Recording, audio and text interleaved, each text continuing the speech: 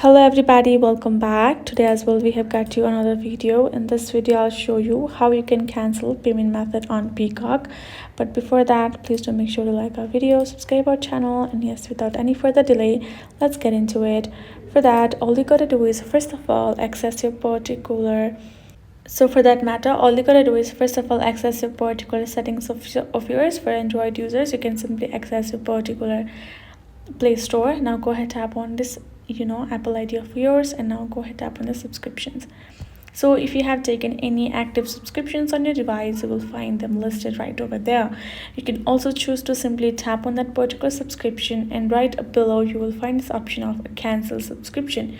You have to tap on it, provide them this security verification, and then you will be able to cancel a subscription. You can also choose to simply cancel the renewing process for it, so it won't renew from the next time, and you can still choose to enjoy till you have paid.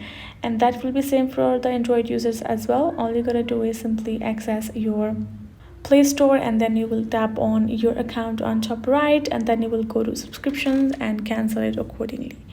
That is the way for you to do so. Hope this video was helpful to y'all. Thank you so much for watching, and yes, I'll see you guys in our next video.